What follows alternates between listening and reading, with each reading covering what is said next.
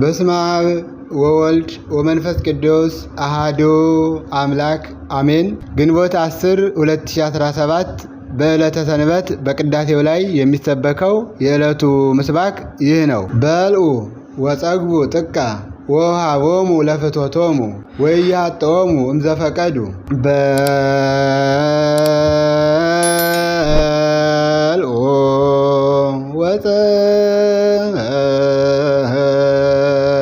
ጥቀ ወውሃቦሙ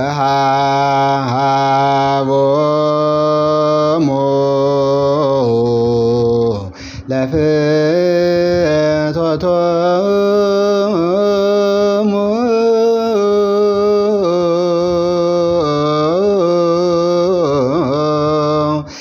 ወኢያጥኦሙ እምዘፈቀዱ።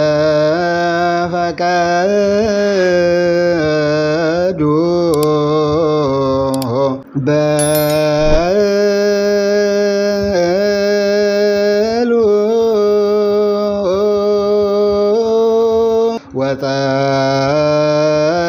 ወጸግቡ ጥቀ ወውሃቦሙ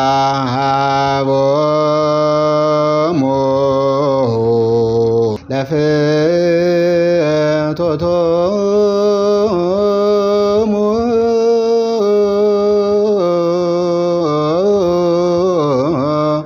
ወኢያጥኦሙ እምዘፈቀዱ።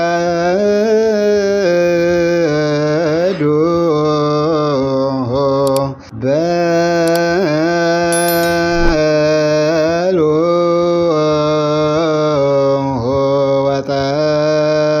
ወጸግቡ ጥቀ ወውሃቦሙ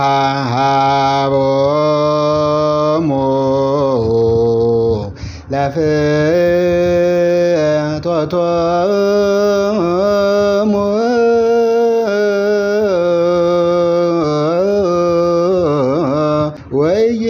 ወኢያጥኦሙ እምዘፈቀዱ። ትርጉም በልተው ፈጽመው ጠገቡ፣ ፈቃዳቸውን ለመፈጸም የሚሹትን ሁሉ ሰጣቸው፣ ከሚፈልጉት ነገር ሁሉ ምንም አላሳጣቸውም ይላል መዝሙር 77 ከቁጥር 29። ይህን ቃል የተናገረው ነቢየ እግዚአብሔር ልበ አምላክ ቅዱስ ዳዊት ነው። ቅዱስ ዳዊት ስለ እስራኤላውያን የተናገረው እስራኤላውያን በምድረ በዳ ሲጓዙ በችግራቸው ሰዓት አምላካችን እግዚአብሔር ውሃን ከአለት እያፈለቀ መናን ከሰማያት እያወረደ እንደመገባቸው፣ እንዲሁም ደግሞ እንጀራ ቢሉ እንጀራ እያወረደ ስጋ ቢሉም ስጋን እያወረደ ይመግባቸው እንደነበረ አስቀድሞ የተናገረው ሲሆን ይህን ቃል መምህራነ ቤተ ክርስቲያን አመስጥረው በዛሬው ዕለት በቅዳሴው ላይ እንዲሰበክ ያደረጉበት ታላቁ ምስጢር ግን ጌታችን መድኃኒታችን ኢየሱስ ክርስቶስ ከተነሳ በኋላ ለሶስተኛ ጊዜ ለደቀ መዛሙርቱ በቸገራቸው ጊዜ፣ በተራቡ ጊዜ፣ ተስፋ በቆረጡ ጊዜ ጌታችን ኢየሱስ ክርስቶስ ተገልጾ በጥብርያዶስ ባህር አጠገብ በዛ በችግራቸው ጊዜ እንደመገባቸው የፍላጎታቸውን እንዳደረገላቸው ቅዱሳን ሐዋርያት ክርስቶስ ተስፋ ሲቆርጡ በረሃብ አንሞትም፣ በችግር አንቀጣም፣ አሳ ማጥመድ አለብን ብለው እነ ቅዱስ ጴጥሮስ ወደ መጀመሪያ ስራቸው ተመልሰው በዛ በጥብርያዶስ ባህር አሳ አጥምደው ራሳቸውን ለማሸነፍ ራሳቸውን ለመመገብ ሙሉ ሌሊቱን ወደ ባህሩ ሲጥሉ እንዳደሩ መረባቸውን ሙሉ ሌሊቱን ወደ ባህሩ ቢጥሉም እንኳን አንድ አሳ እንኳን መያዝ እንዳልቻሉ እነ ቅዱስ ጴጥሮስ በመጀመሪያ ፈቃደ እግዚአብሔርን ሳይጠይቁ የመጀመሪያ እውቀታችን ተጠቅመን ያለንን ጥበባችን ተጠቅመን ራሳችን እናስተዳድር ብለው እግዚአብሔርን በጸሎት ሳይጠይቁ ወደ ጥብርያዶስ ባህር ሂደው ሙሉ ሌሊቱን ሲደክሙ አድረው ረሃባቸውን ሊያስታግሱ ይቅርና ከረሃብ ላይ እራብ ጨምረው ተስፋ በቆረጡበት ሰዓት በዛ ሌሊት ከሙታን ከተለየ በኋላ ለሶስተኛ ጊዜ ተገልጾ ልጆች የሚበላ ነገር አላችሁን ብሎ ጠየቃቸው ይላል። ነገር ግን ቅዱሳን ሐዋርያት ሙሉ ሌሊቱን እነ ቅዱስ ጴጥሮስ መረባቸውን ወደ ባህር ሲጥሉ አንድ ማሳ ሊያዙ ነበርና የሚበላ ነገር ምንም አንዳችም ነገር እንደሌላቸው ነገሩት ይላል። ይለናል። ከዚህ በኋላ ጌታችን መድኃኒታችን ኢየሱስ ክርስቶስ መረባችሁን በቀኝ በኩል ጣሉት አላቸው ይላል። መረባችሁን በስተቀኝ በኩል ጣሉት፣ መረባችሁን በቀኝ በኩል ጣሉት ሲላቸው እነ ቅዱስ ጴጥሮስ ሙሉ ሌሊቱን በቀኝም በግራም ስናጠምድ አድረናል፣ አንዳችም እንኳን አልያዝንም።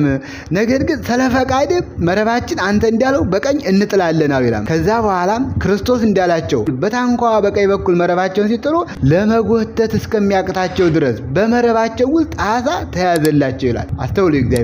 እነ ቅዱስ ጴጥሮስ ሙሉ ሌሊቱን ሲደክሙ አንድ ማሳ ወደ መረባቸው አልገባም ነበር። ለምን? መጀመሪያ የእግዚአብሔርን ፈቃድ ጠይቀው ወደ ስራ አልተሰማሩም ነበር። ፈቃድ እግዚአብሔር ሲሆን የኢየሱስ ክርስቶስ ፈቃዱ ሲሆን 150 አሳ በመረባቸው ውስጥ ገባላቸው ይላል። ጎትተውም ወደ ባህር ከባህሩ ዳር አወጡና በዛም ከባህሩ ዳር እሳቱ ነዶ አገኙ። በዛም ጠብሰው አሳን በሉ።